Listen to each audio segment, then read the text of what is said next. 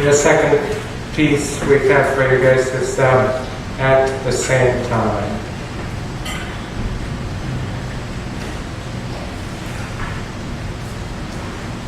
The rain has stopped.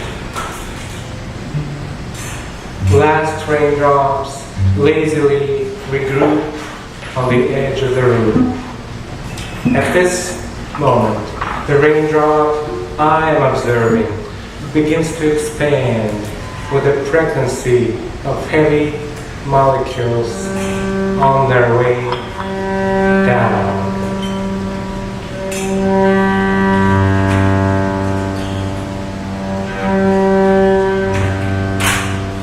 At the same time, you notice a fetus making its way out of its comfortable prison.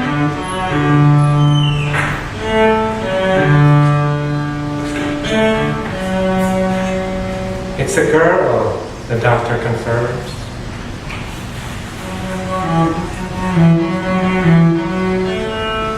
The baby is properly handled through the 2 days at the hospital, then through the first 18 years. Her name is Zumbilda. What has become of her? You try to guess, but guessing will not work. You must observe her.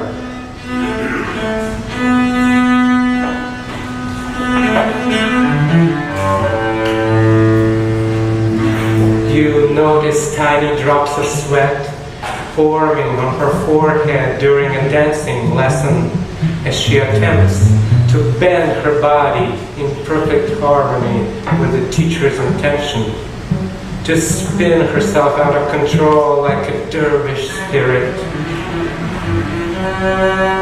After years of practicing, pirouettes are still a challenge. Zumbilda has noticed for quite some time now that some of the other students have a much easier time. She's forced to conclude she may never be a great dancer.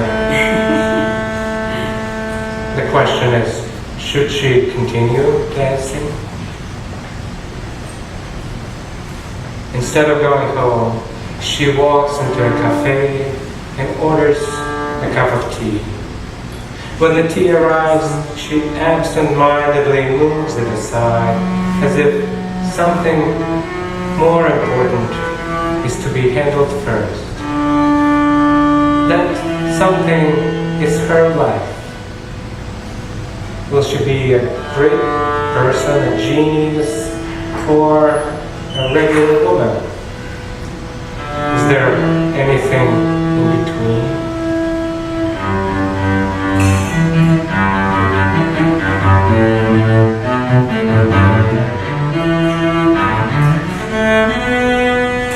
You can see tears running down her cheeks. What does she decide? You are not sure. You hear the phone, you know you should pick it up. It may be Zumbilda, or it may be me. A wrong number. You walk to the kitchen and enjoy a glass of cold water. By the time you return to observing Zumbilda, she's 10 years older. What decision did she make? The raindrop hesitates as it grows. It knows it has to leave, but it's not committed to expediency. Zumbilda walks out of the dancing studio. Now she's the teacher. Those more talented students have gone away to their more talented careers, and she has stayed right here. She is happy. Does one learn to be happy no matter what?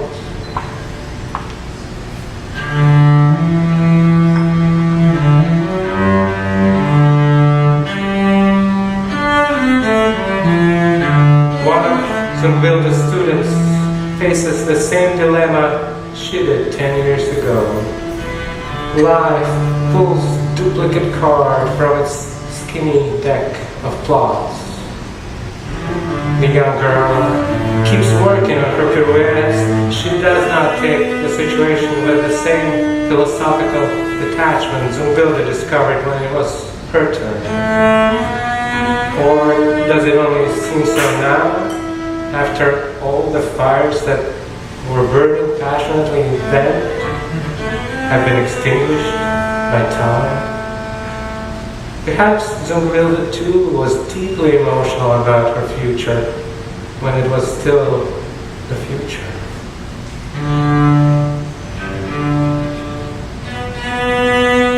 How can she help her student emerge on the other side of the dilemma, whichever side that may be? Zumbilda's teacher was little help. She insisted that one must keep trying no matter what. She refused to admit the reality of one lifetime in one body and having to pick the pursuits that pay off.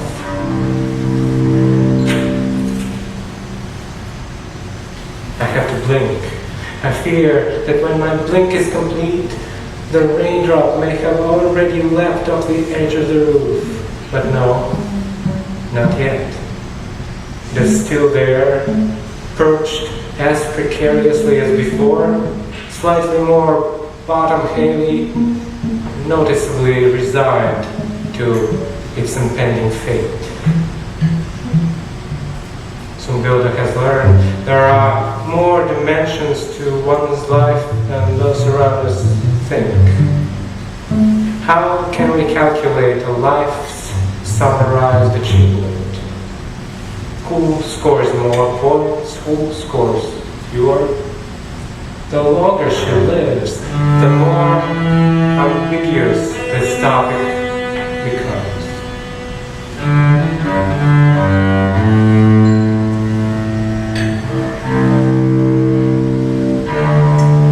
When she gets home, her husband is already back from work.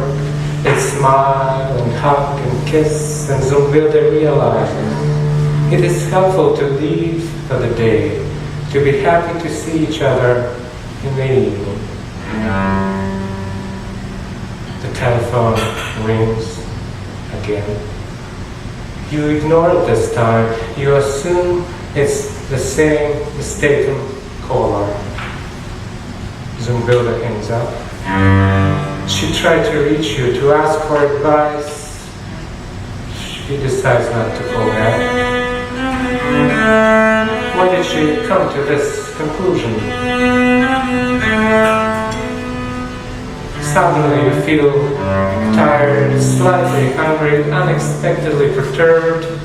After observing all those other people, why does watching Zumbilda set you to such a strange mood? You need a break. You walk to the kitchen and light the fire and the orange teapot. You have an ample supply of your favorite cookies. This should prepare you for what you're about to witness. You have a cup of tea as Zumbilda grows old.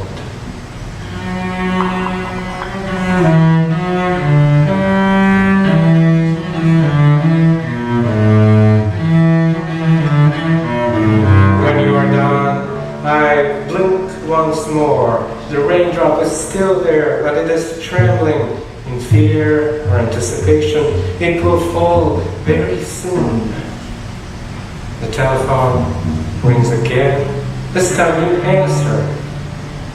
What should I do, Zumbilda asks. I'm an old woman, and I still don't know what was right and what was wrong. Do you ever get to know? She called you again.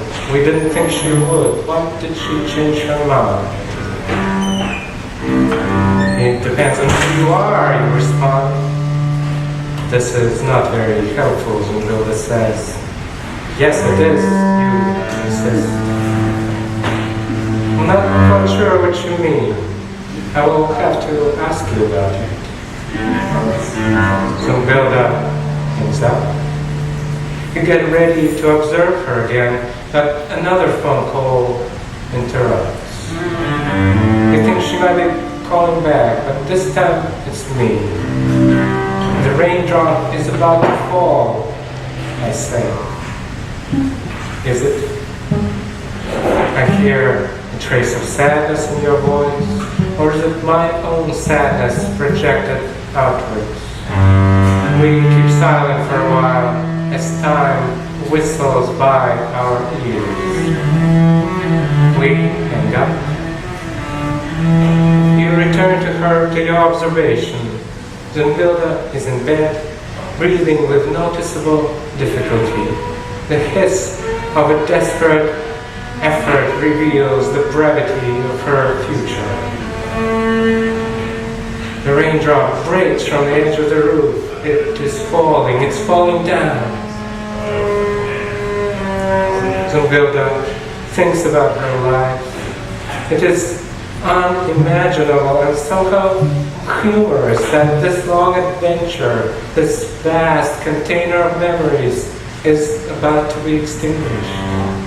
And she doesn't feel sad. Has she lived a good life? What is a good life? Don't most of us live a good life in as much as life can be good where and when we find ourselves? Is she happy? She's not supposed to be happy, she's dying. But somehow she does feel happy. Her mind is clear, even though she can sense that her body is beginning to let go. If she really wanted to, she could force it to linger on. She has no such desire. She did not become a great dancer, but she does not regret it at all. Plenty of great dancers out there. It would have made no difference. Some of the most delightful things in her life would have never occurred. No matter what, when we go, we are lost from reality, but it takes a month or a millennium to forget us.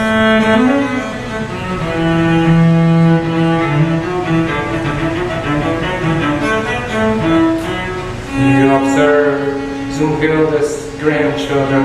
They were led into the room to say goodbye to Grandma. Do they understand what's happening? We can't take our eyes off Zumbilda's face. Grandma, can we play? A little boy asks. Grandma is very ill, someone explains. Grandma, when will we be better?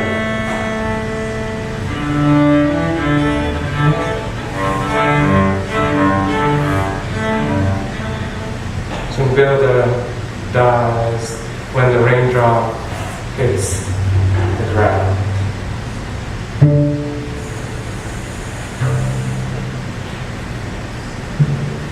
Thank you.